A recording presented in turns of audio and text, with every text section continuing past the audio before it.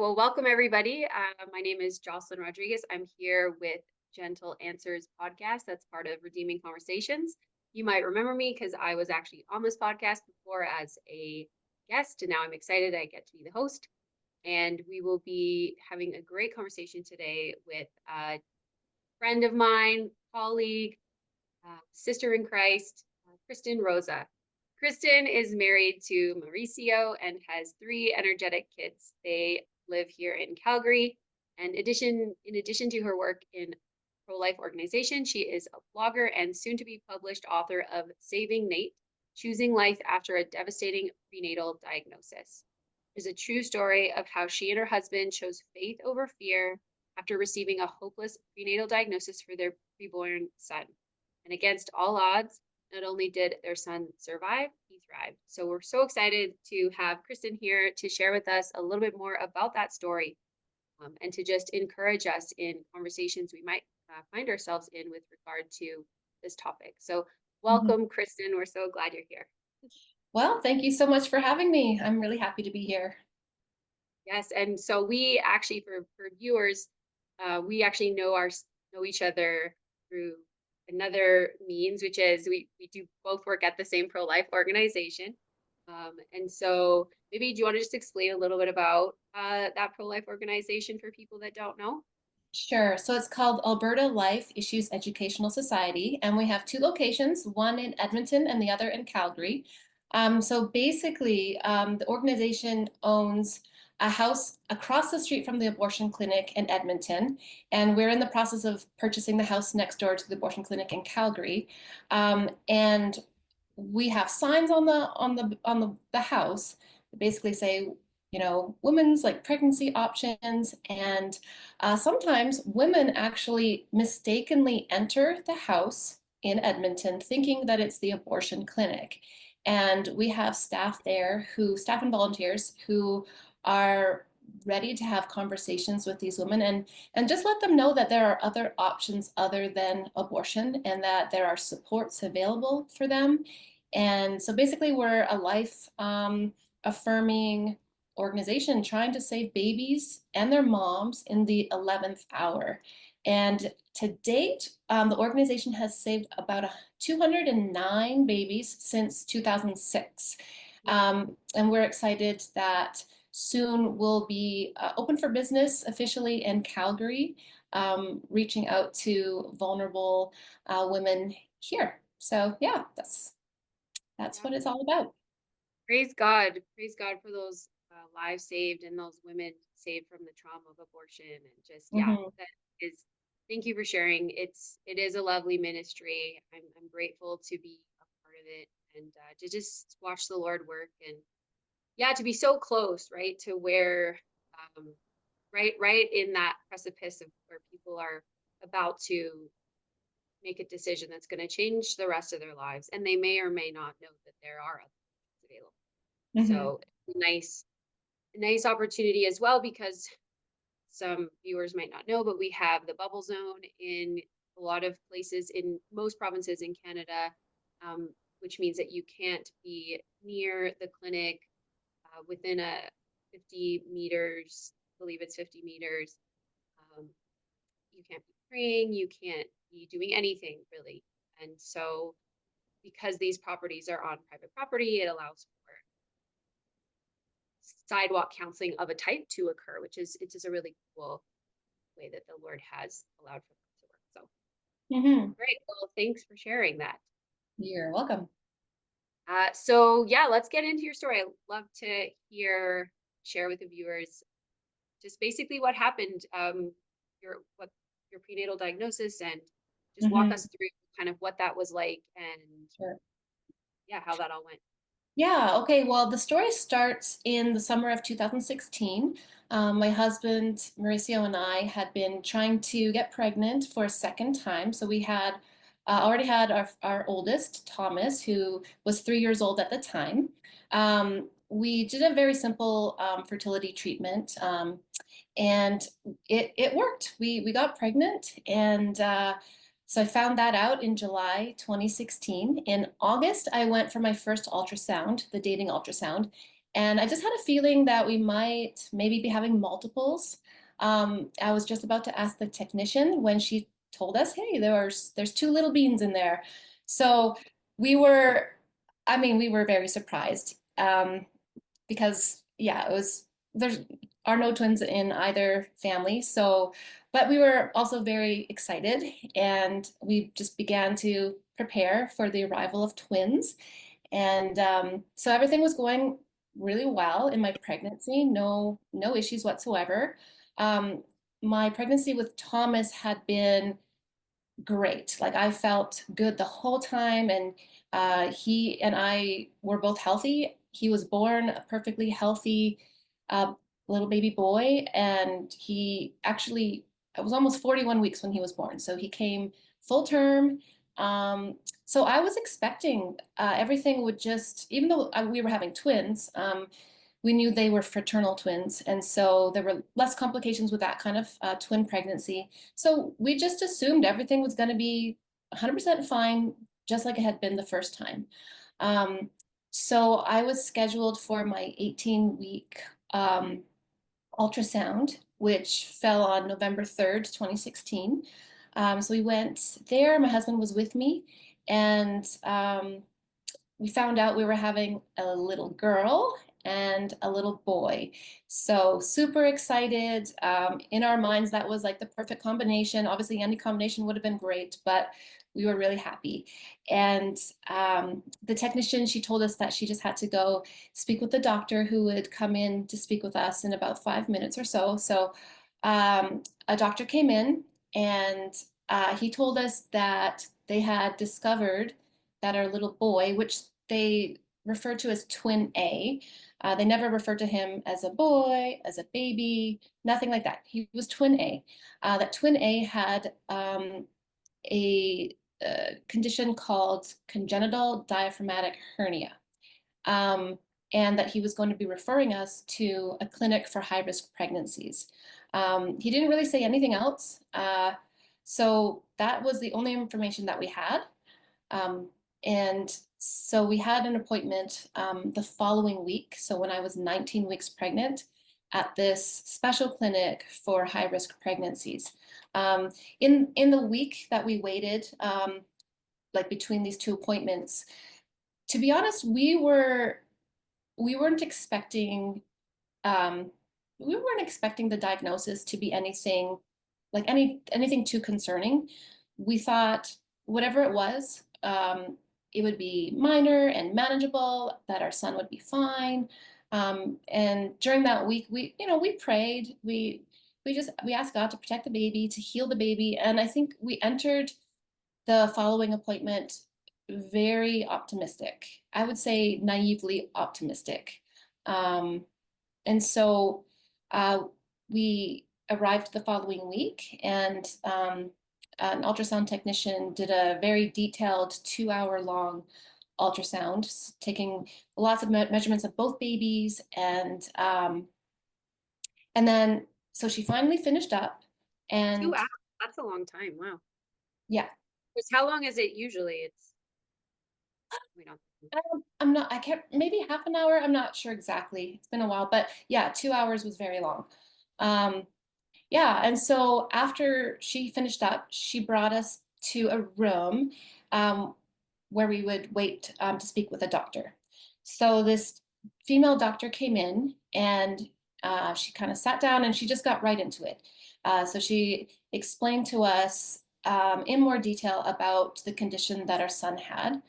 So she told us that basically, I'll just quickly explain the condition. So our son, he was born with a large hole in his diaphragm muscle. So the diaphragm is what separates the lungs and the heart from the lower abdominal organs.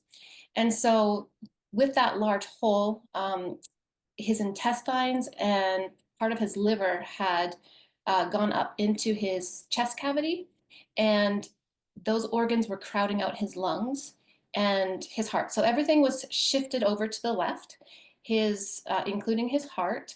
His heart was a regular size, but the lungs, there was no room for them to properly grow.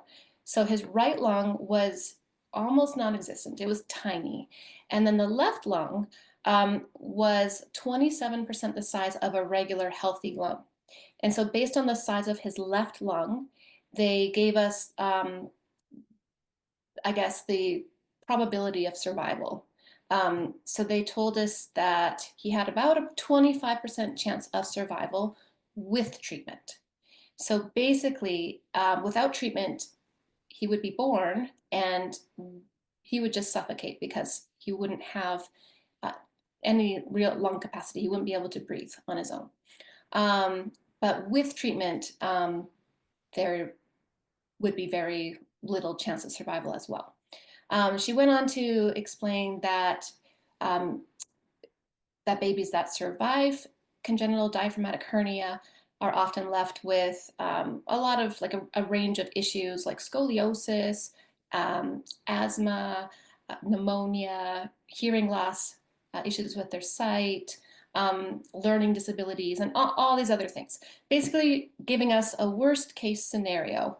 Um, and so, my husband and I were just sitting there and just trying to take in all of this information. It was like an onslaught. We had no idea that what this issue, this condition that he had was so serious.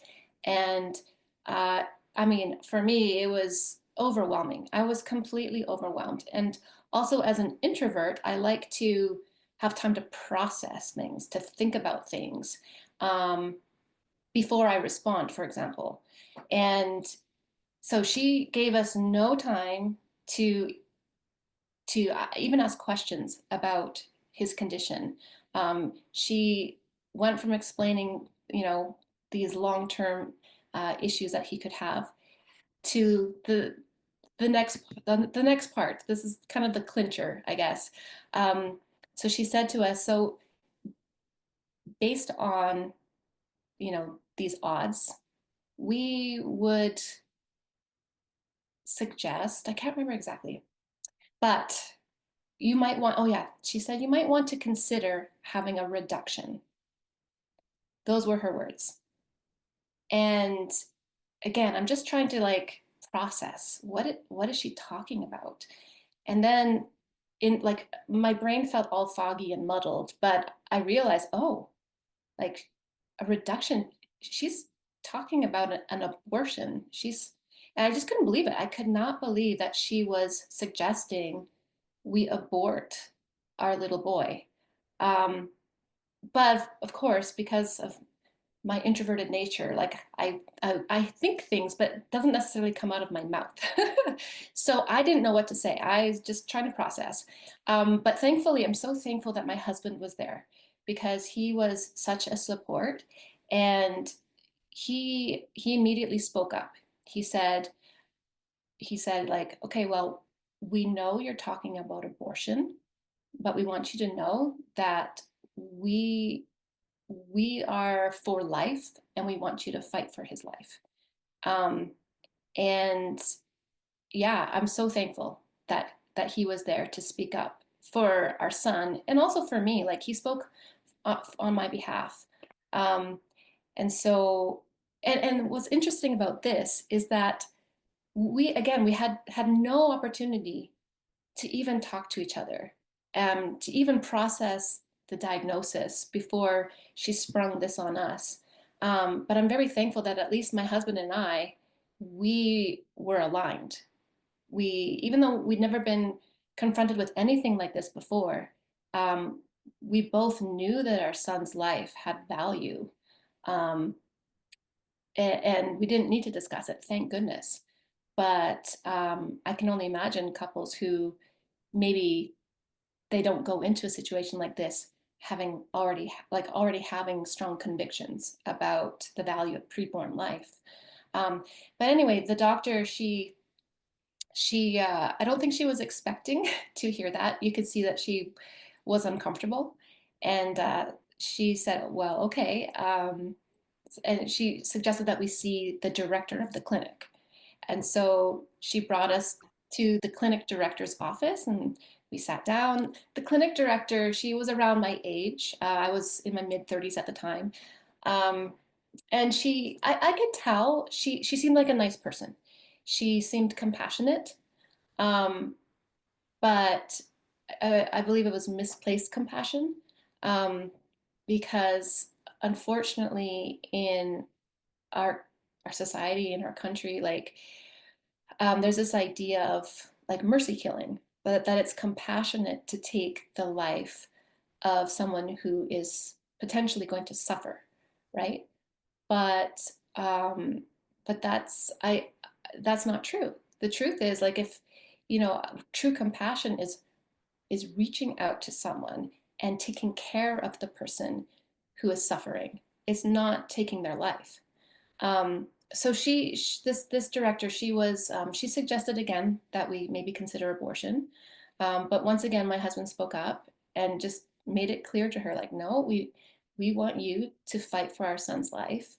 And I felt a little awkward personally because I knew she probably thought we were crazy, or perhaps that we were religious fanatics, or we were in denial. But the reality is, like, we knew that our son might die, right? We weren't, there was, we were not in denial.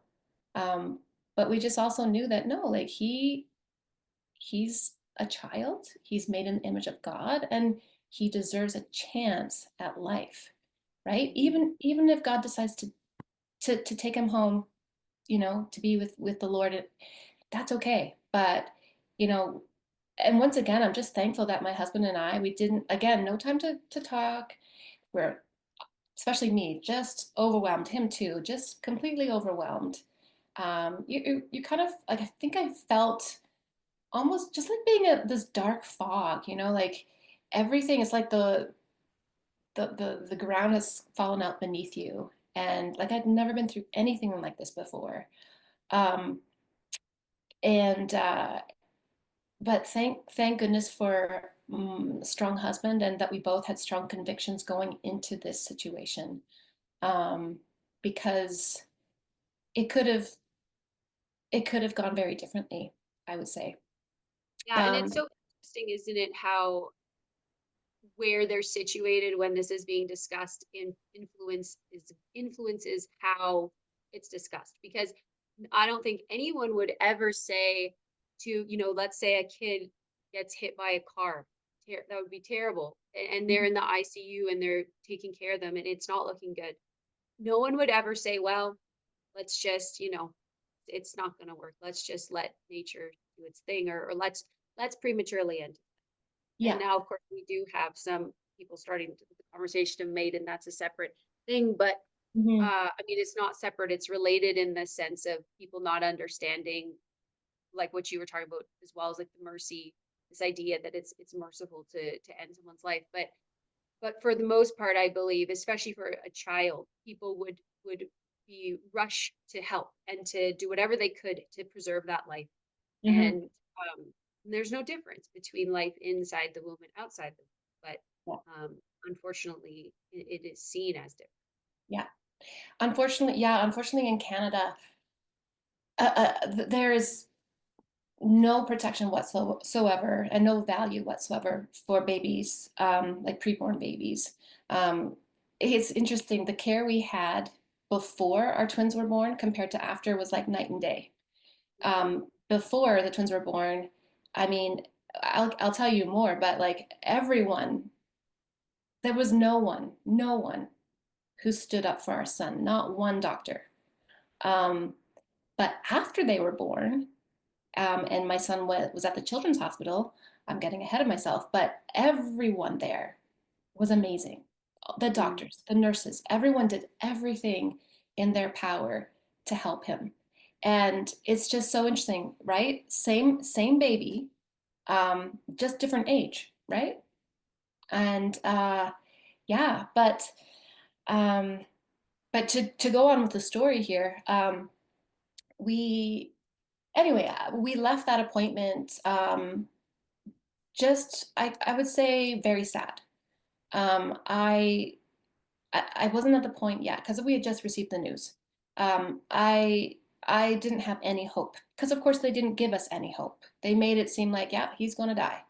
Um, and so for the first few days, I kind of walked around in a daze, like just sad. And but then you know, like any other time in my life when I've gone through anything, I'd never gone through anything quite as big as this, quite as difficult. But I went to God, I went to Scripture, and the Lord just began, encouraging me through His Word, and even just Philippians 4, verse I believe 7 and 8, like um, do not be anxious for anything, but by prayer and petition with thanksgiving, present your request to God, and the peace of Christ, which transcends all understanding, will guard your hearts and your minds in Christ Jesus. And that's what I did. I gave it to Him, and it wasn't immediate, but it actually didn't take that long. I would say within maybe a week, I was really feeling that peace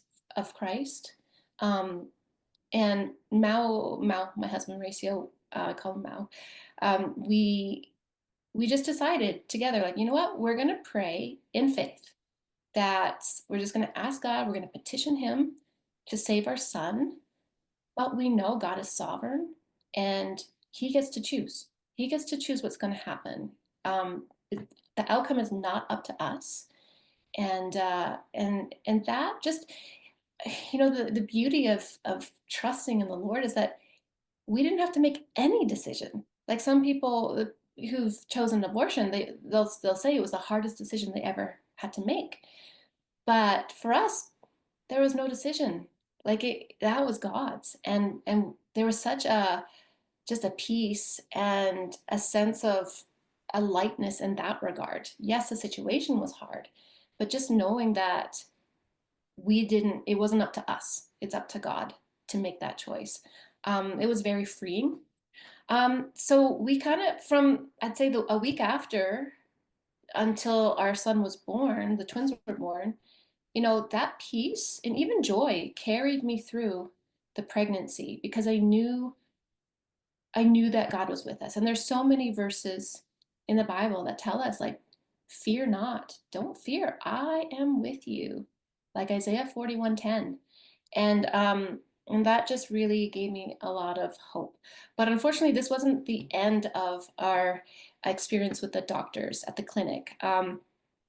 The week after this this appointment, we met with the clinic arranged for us to meet with a geneticist, and they didn't tell us the reason why. I think they had wanted to take blood tests from us and possibly from the baby, and we said no. And so I told my husband, I'm like, they're probably going to suggest abortion again. And my husband's like, no, really? I'm like, yeah, just you wait. This time I was prepared. I wasn't going to be blindsided this time. So we go to this appointment and with the geneticist. So he kind of, I remember, like, he put a sheet of paper in front of him, and he drew a line down the center, and he explained to us, like, um, that because of this and this and this, without any genetic information, because we hadn't given any blood tests, so he said that there was a good chance that our son might have some potential to have additional issues in addition to the congenital diaphragmatic hernia. Um, and then with that piece of paper and his pen, he put his pen on the one side. I said, well, some couples in this situation might consider continuing on in the pregnancy. And then he moved his pen to the other side. But others might consider terminating the pregnancy, or however he termed it. Or maybe he just said not continuing. And they said, but, whatever you decide, we'd like you to make your decision soon, because we'd like you to make the decision by 22 weeks. And that's kind of how it went. So, of course, we knew once again he was talking about abortion. And once again, I didn't know what to say, but my husband once again called him out on it and said, okay, so we know you're talking about abortion. Out of curiosity, how would you do it? I love that my husband was not afraid to call out the doctors and get them to actually voice what this is, abortion, right? And so the doctor, he's like, well, we would inject something to stop the fetus's heart, and then you would deliver the fetus. Um, and my face showed it all. I was like, just as you are, just like that grimace, that like, oh my goodness. And then my husband said, like, well, we want you to know we will not be doing that, and we are going to fight for our son's life. And the doctor looked at me in my face and said, yeah, I had a feeling that was that was going to be your decision. Um, It's interesting how there's no discussion. I mean, at least doesn't sound like there had been any discussion about how this could potentially also harm the other child, though, right? Like a premature delivery and inducing a like there's a lot going on there, and you have another baby who's also there, and mhm, that's just it seems that that's not even considered, like the additional risks that I poses to know. her. Yeah. Um, and yeah, I am glad he asked that about how, Hmm. because a lot of times the language is very sterilized, right, and neutralized. And even the fact of what you had said before, what the first doctor had said, consider a reduction, and that language is often used, Yeah. and language is intentional and significant, and Yes. it's interesting as well. Let's actually talk about what we're doing, and Yeah. even the fact that he said that try to we want you to decide before 22 weeks. It's like, well, why? Hmm. There's you're sort of acknowledging that there is something that's getting Hmm. more complicated because there's Hmm. something that's growing, because that something is Hmm. actually alive and a life. um Exactly. Yeah. yeah, wow, Yeah. that's really Yeah. sad. And throughout the, it's interesting, like you mentioned the language, but these are all euphemisms. So reduction, termination, procedure. And actually, I don't think they ever used the word abortion. I don't think they did. So it would have been Mauricio saying, you're talking about abortion. But even the word abortion itself is a euphemism, because what is an abortion? An abortion is the intentional killing of an unborn baby. And the way, we don't need to get into it right now, but the way of doing that, it's gruesome, right? Um, and so you're right. They use all this different language to try to hide the reality, hide the fact that they're talking about taking your baby's life, like killing your baby. And a lot of people don't even want to use the word kill, but I have to use the word kill because it's true. That's the truth, right? And Yeah, and it's you know, interesting because usually in a medical setting, there is often medical jargon used, and then it's the lay people that are like, "Hey, wait, what does that mean? Just tell me in like normal, So it's interesting, and I think what I've seen is that a lot of times it's this belief that, oh, we're protecting the person by saying it this way. We're yeah. trying to help them.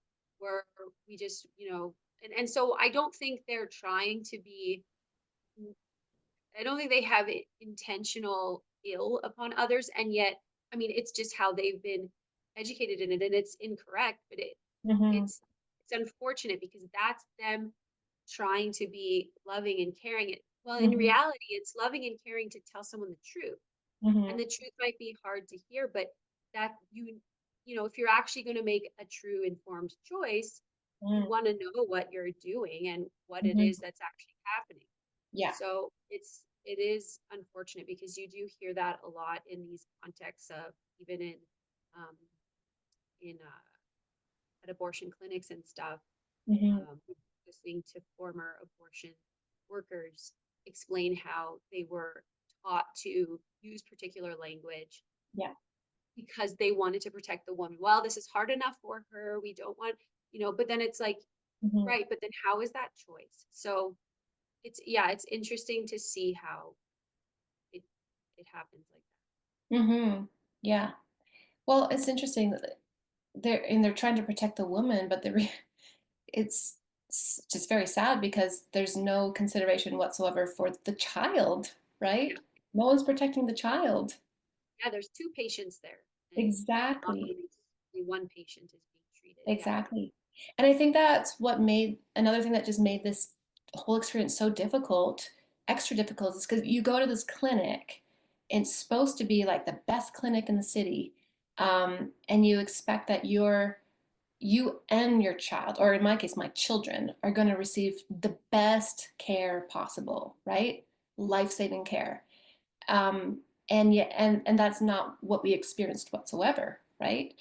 Um, and like at the beginning, when I'm going through all of this, I was just trying to process, just trying to, I don't know, yeah, get through each day. But as time went on, and looking back at what we went through, and and receiving that diagnosis at the maternal health clinic, it's interesting. They didn't offer us any choices, and they didn't offer full information on anything. Though I don't believe abortions ever should ever be a choice, they there were actually three choices that could have been offered to us at that appointment. So if you consider an abortion a choice, so abortion, but of course, if you're going to bring up abortion, they should give you full disclosure what it is, how it's going to work, you know, um, not all this clouded language that they used. Then there's the option of palliation, or palliative care, where the baby is actually born, and the baby's not offered any life-saving care, but the baby is born. And this, if they had done it properly, they could have explained to me exactly what that is. It's actually for babies that truly, they're most likely not going to survive, past birth, or much past birth. It's actually it's a life honoring um, option, and a lot of families do choose this, and you get to meet your baby and love your baby for as long as God gives them breath in their lungs, right? Even if they're born and they've already passed away, it's still so beautiful to actually be able to hold your baby. And there's photographers who can come in and take photos of parents with their babies, and they'll have people like come in and maybe make a little footprint and handprint and just create those beautiful um, keepsakes. So it's bittersweet, but there's research to show that people who choose palliation over abortion, they deal with much less complicated grief. So the grief is there, but um, it's yeah, not as complicated. So that would have been another option. Um, and then, which they did eventually offer to us. And then, of course, the third option is treatment. Um, and but none of that was offered to us. Palliation later, but again, they didn't really explain it very well. It was kind of given in a callous way because the doctors were so um, opposed to offering our son treatment. And it's only because we insisted upon it that they eventually did offer him that. On the one caveat that he was born at 38 weeks. If he had come early, they probably wouldn't have done anything, but they needed him to make it to 38 weeks so that his lungs would have developed as much in utero as possible, to give him the best chance of surviving with treatment. So Are they allowed to refuse care though? Like if he had come after or before the 37 or 38 weeks, um, what's the rule around that? Because I know there's a rule at 21 weeks that I know Wilberforce Project is actually trying to change that now because mhm, it's unnecessary. Like if a child has breath, try to help them. But yeah. Mhm. yeah, is that something they could have actually refused then if he had been born Mm. prior?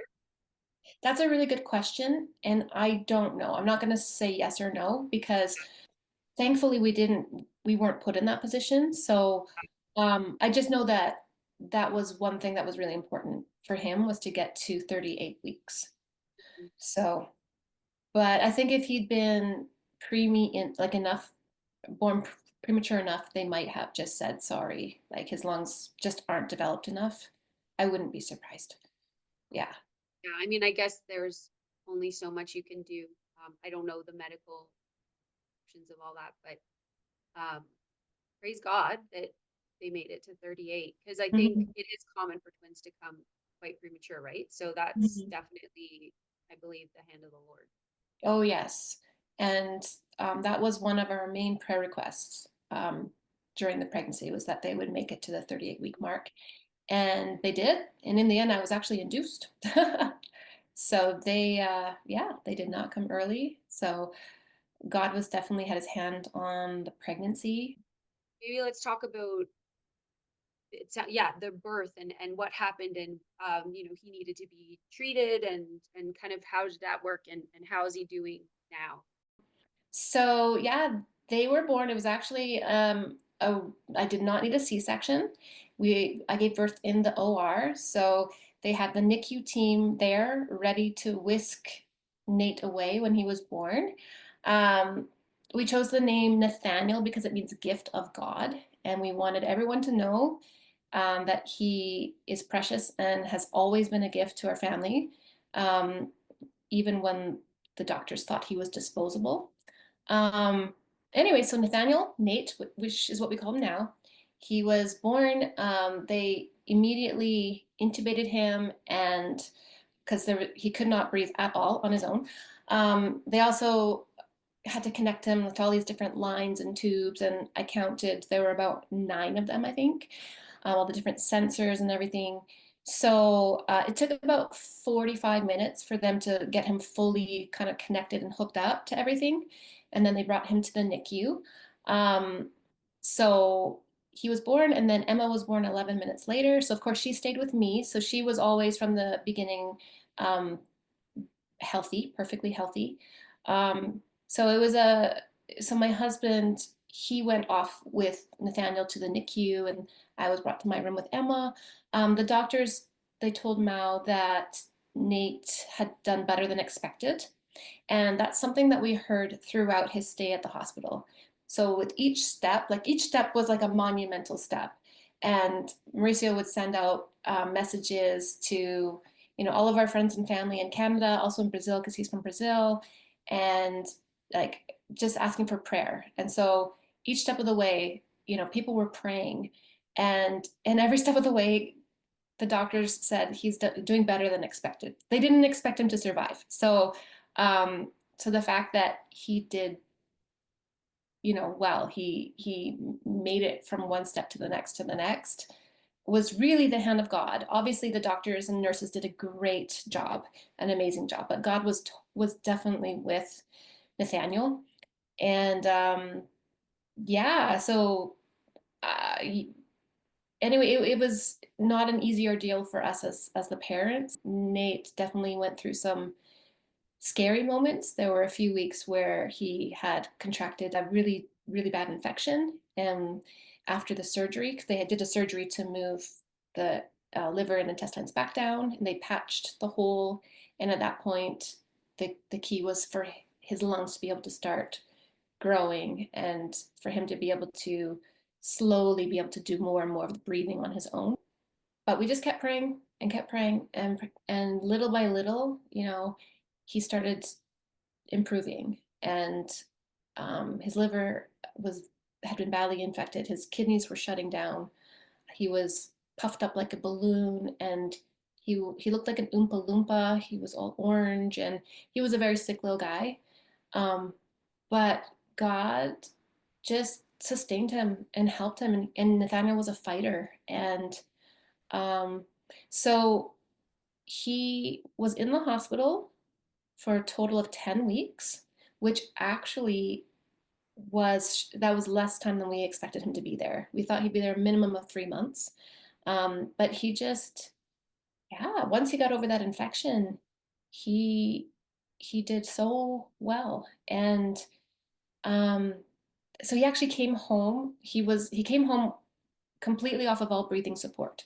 So it was actually at 9 weeks, I think, just about 9 weeks, that he was breathing completely on his own. He was very, very malnourished because most of the time he was in the hospital, he was just on an IV. he just needed to gain weight after he got off all oxygen. So about a week later, he came home with us. He was on a high caloric formula, and he started gaining weight and gaining muscle tone. And um, that first year he was home, he had a lot of catch up to do.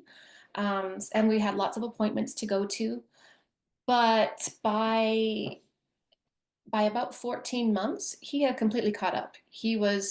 You would never know he'd been sick. He was a chubby little guy and he didn't need any more physiotherapy. He was walking and running and just perfectly healthy. He's never had any issues with his hearing or sight or asthma. Like he's had no issues with his lungs. No scoliosis, no nothing. And the doctor so at the beginning we went back to the hospital every 3 months, then 6 months, and then every year. Now we go every 2 years. But they were always just like, wow, like he's just doing so well. Um, and, we thank God because God is strong and powerful and a miracle worker. And yeah, so yeah, that's it. So praise God. And yeah. And so his both his lungs work. They both function. Yeah. Wow. Mhm. That's awesome. I mean, it makes me think of, I mean, praise God. And it makes me think of, in a lot of these cases, you know, I think sometimes when doctors present information, it's presented as though it's how it's going to be. But in Yeah. so many instances, doctors are wrong, right? Yeah. Or the tests even, we haven't talked about this yet, and maybe you can Mhm. touch on it a bit of Mhm. 'cause I was reading a little bit of your book, and I think there was encouragement from the doctor you first saw to, oh, let's do a nuchal test. Yeah. Um, and you were like, no, and then it was a encouragement, no, but I think you should. And so maybe explain what those are, but then also that are people required to do that? Or can they say no? And why might someone want to say no? Mhm. Yeah, that's a great question. Yeah, so at that first appointment where I saw my family doctor, when I let her know that I was pregnant, so that was the summer of 2016. Uh, well, immediately her very first question to me, even though she knew we'd been struggling with infertility and wanted to get pregnant, her very first question to me was, "Oh, do you want to keep it?" I'm like, yes. And then the next question was, do you want to do a nuchal translucency test? And I didn't actually know what a nuchal translucency test was, but I knew that it was probably something similar to an amniocentesis. And I said no.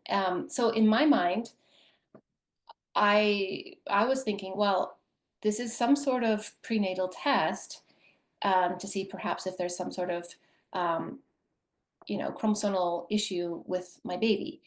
Um, and so in my mind, I'm like, well, I don't need to do that because I know I'm going to have my baby no matter what. I didn't know we were having twins at the time. But for me, abortion is never, was never an issue um, or a consideration. So for me, it was like, well, I don't need to do this.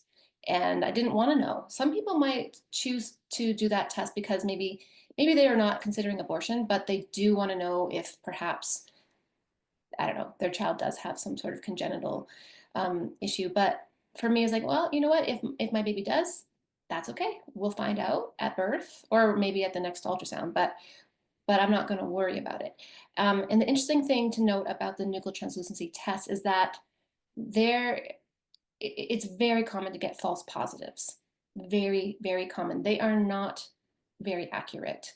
Um, and they can cause just so much unnecessary stress and worry for parents. Unfortunately, if you're an abortion minded person, uh, you might get a positive result and go for an abortion, even though the baby is perfectly healthy. And I'm saying this knowing that with the belief that all life is precious. So for me, it doesn't matter if the baby's healthy or not. But I'm saying if you have that understanding and you only want a healthy baby. But yeah, so basically this test it tests the amount of fluid behind the baby's neck. So um, babies with Down syndrome can have a little extra fluid there. And so that's what they're testing for. Um, anyway, I didn't want to do it. And I definitely, so the amniocentesis is something they do a little further along in the pregnancy. Um, I believe it's done in the second trimester. And you probably know about that one, but they will actually take some um, amniotic fluid and test it. So I actually was never offered that, but I would have obviously turned that down as well. It just also there's a risk of of having miscarriage with that test. So it's not something I would have wanted to do. But I would say if someone is, you know, someone might potentially consider having this if they are really worried and they want to know what to expect. But I would say, in my opinion, I don't think it's necessary at Yeah, all. for sure. And that, yeah, and they are allowed to say no. I think sometimes when it's presented, right, it's like, no, but we really strongly encourage this. No, but we, and I think sometimes people think, well, am I being a bad parent if I say no? Am I being, not, yeah, am I not doing this right? But yeah, that is a key thing too about the amniocentesis is the extra risk of miscarriage. And so it's like when we know that there's a lot of false positives with these tests, we know that there's these extra risks, like why do it? And Hmm. it just interestingly too, when I've shared some of my own testimony, I have a lot of people coming up to me saying, my parents were told I would have Down syndrome and I was born without. And I've heard that a lot. And again, and as you said, is that even a child with Down syndrome is precious, made in the Yes. image of God and valuable, and we want to welcome that child into the world. Hmm. That even there are couples willing to adopt babies Yes. that have any kind of Yeah. disability where adults who are pregnant with those babies might feel, well, I don't know if I'm equipped, and we would encourage um, them that the Lord will provide, right? But for Mm. those Yeah. who really, for whatever reason, feel like they can't, that there are actually people who want to adopt babies exactly like that. And so this Exactly. notion that these babies are um, not wanted or not valuable is just so far from the truth. And we know, of course, because of God's word, that they are Hmm. ultimately valuable. Exactly. Yeah. And that's interesting too about the doctor who you said knew that you had been struggling with infertility and still said, "Is this a good thing? Are you wanting to keep it?" And it's I've sadly heard that a lot too. I think of a friend of mine who was so excited to be pregnant and went to the doctor and for the first checkup had it didn't know that doctor, I guess.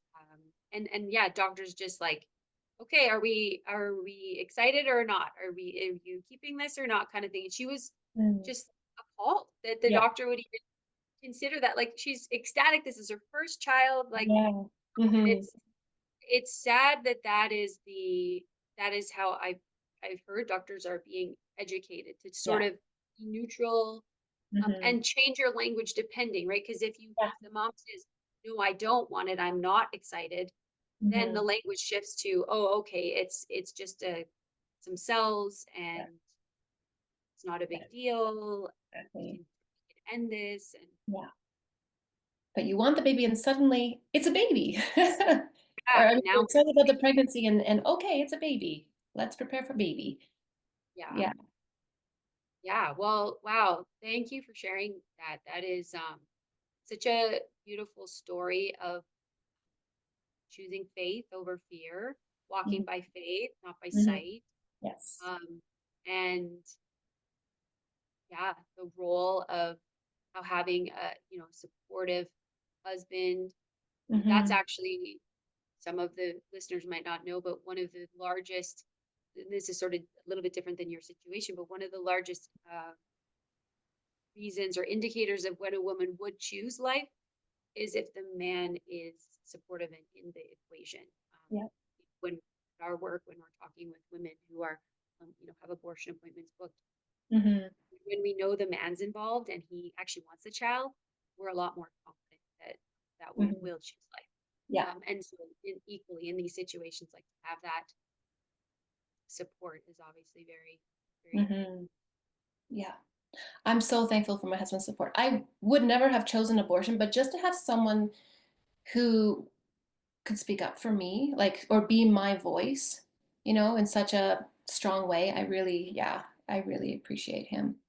Yeah, Hmm. yeah, for sure. It's helpful to just have that support in those meetings, which can sometimes be very medical. And yeah, Hmm. when the language gets sterilized and it's like, wait, what are we talking Yeah. about?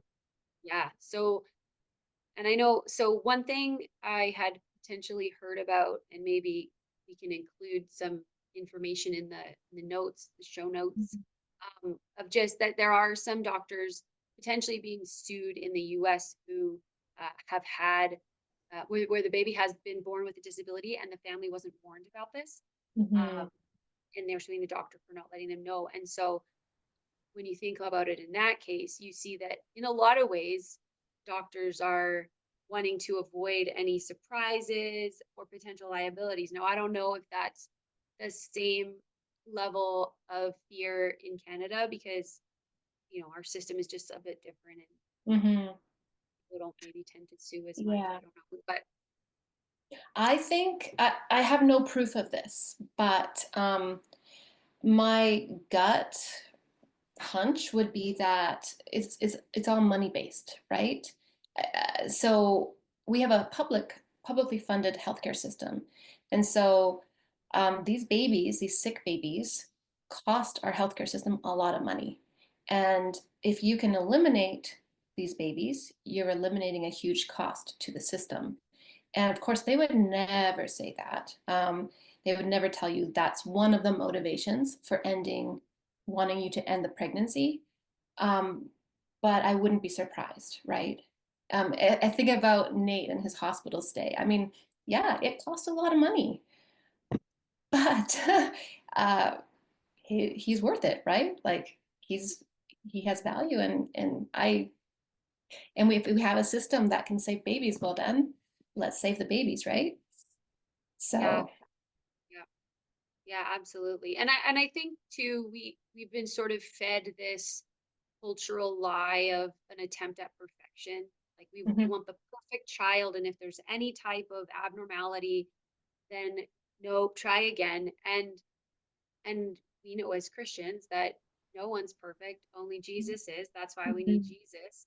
Mhm. And it's just interesting that sort of temptation towards trying to make perfection. And even Mhm. now, when you see, people doing um, different things to curate the exact child that they want, like Yeah. the gender specifically, like in the lab, the gender Yeah. specifically, and also this quality and that quality, and how that will potentially grow in time. And it's a very dangerous, slippery slope when we start Mhm. to try to play God. And one thing you Mhm. said earlier too, which I just will highlight again, of that moment where you realize, like, you know what, this is in God's hands. Mhm. If he lives or dies, it's with God, and we will trust in him. And we obviously want him to live, Mhm. but it's with the Lord. And what a freedom there is to just place Mhm. that with him, and Mhm. not have to choose. Because Yeah. yeah, like you had said before too, about um with people who choose palliative care, where it turns out that baby isn't really going to live much past being born, or maybe has passed and is now Mhm. going to be induced to Mhm. pass Mhm. the child. Yeah. um, that there isn't that additional level of grief to process, that you've actually initiated that. um, Mhm. you know I've heard that too with people who terminate on account of a disability, that Mhm. not only do you have the abortion grief that everyone who has an Yeah. abortion has, there is Mhm. that added layer of, my child was vulnerable, Yeah. arguably more vulnerable than any other child because of this disability. Yeah. And I did his or her life. Yeah. It's just such a extra, like I've heard from people, that's just that extra layer that you didn't expect at the time. You thought you were doing what was best. And I say this not Mhm. to anyone's listening and they've Yeah. been in that situation and they have had an abortion for whatever reason. There's hope and healing available in Christ. Mhm. If I might not know my story, there's another episode you can watch it where I do share that abortion is part of my past. And Yeah. I made a terrible choice and I didn't know what I was doing. And that's not I take responsibility for it, but it was that I didn't know, Mhm. and yet it still wrecked me. But then there was healing available in Christ, and so Mhm. um, yeah, just want to mention that for people who are Yeah. listening, that there is healing available, and Yes. I highly recommend doing a post-abortive study. And Mhm. please reach out to Redeeming Conversations if you're listening to this and you want connection on that. And if you're in a situation like Kristen described too, where you're facing this sort of prenatal diagnosis and you're not sure, um, please reach out to Redeeming Conversations. I'm sure Mhm. Kristen, how can people get a hold of you if they want to either just chat with you about your book, get your Mhm. book, Yeah. ask you questions? Mhm. Yeah, you can go to my website, KristinRosa.com, and Kristen is spelled Christ in. It's a different spelling, Christ in Rosa.com. And you can sign up to get the first chapter of my book. And also my contact information is there. So you can definitely send me an email. I'd love to, yeah, chat with you. And if you want a phone call, just, yeah, email me and we can arrange a time to chat. That would be amazing. I we'll put that in the bio or the description as well, so people can have that. And you also have an Instagram. I think, what's your I do. Instagram? Kristen.a.rosa. Okay, perfect. Yeah. And yeah, and Kristen also has a lovely weekly writing that she sends out, weekly little newsletter with just it's the perfect amount of just a little bit of encouragement. There's a little bit of a song at times, or just things that have inspired her, and it's not too long, it's not overwhelming. It's a really good. So I highly recommend signing up for Hmm. that and getting her Hmm. newsletter and staying Yeah. connected. And Kristen, before we kind of wrap up here, what would you say to someone who's in that situation, who's trying to navigate how to have these sorts of conversations with healthcare professionals, Hmm. or even others in their lives who might be saying, maybe you should get this abortion, or Hmm. how what would you say to people in that kind of situation? Sure. I would just remember, keep your mind focused on the truth. So the truth is that your baby, your unborn baby, is a valuable human being, and your baby is precious and made in the image of God. And as a mother, or if you're a father listening, and it's your wife or partner who is pregnant, as parents, our job is to protect our children. And so, your baby right now needs your protection, maybe more than any other time in their life that they're going to need it if they've been diagnosed with a prenatal diagnosis. So keep that in mind in whoever you're speaking to. And you know, you might, yeah, like we encountered doctors who were callous. Some of them were great, but others were, they did not, they thought we were, crazy for wanting to stand up and save our baby. But hold to your guns, or is that the right saying? But just, stand your ground, let them know. You don't have to get angry, you don't have to raise your voice, but you can just be very clear, as my husband was. We value this baby, and we want you to do everything in your power to treat our child and to save our child. And my husband actually said to one doctor, he's like, you do your best and we'll trust our God to do his best. Um, and that's it. And just don't let them take no for an answer, right? Um, and I hope and pray that they will respect you. But I think we can be respectful in the way that we speak to the doctors, but we don't have to let them push us around. Um, right? Absolutely. Yeah. Yeah, that makes sense. Yeah, but it's kind of the same as what we are often talking about here at Redeeming Conversations, where it's just we're being truthful and we're speaking it in a loving way as well. We Yeah. don't need to sacrifice one or the other. It's both at the same time. Yeah. That's right. Well, that's great. Thank you so much, Kristen. And your book, I don't think we said it. It's coming out January 2026? Yes. Yeah. It will come out January 6th, 2026.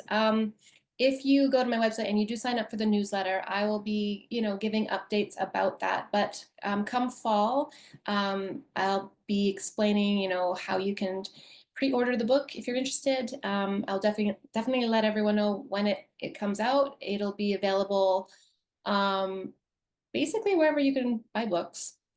It's being published by Tyndale and Books on the Family. So Amazing. Well, great. Well, thanks so much, Kristen, for joining us today. So glad to chat with you and get to share this beautiful testimony of the Lord. Um, yeah, if anyone listening has, you in this situation or you know someone, certainly send them Kristen's way for encouragement and support. mhm. And check out her website and definitely get her book when it comes out. I was already reading it. It's very good. Um, yeah, and reach out to Redeeming Conversations if you have questions as well. We're here to help, and we want to support with their journey. So thanks so much for listening, and take care.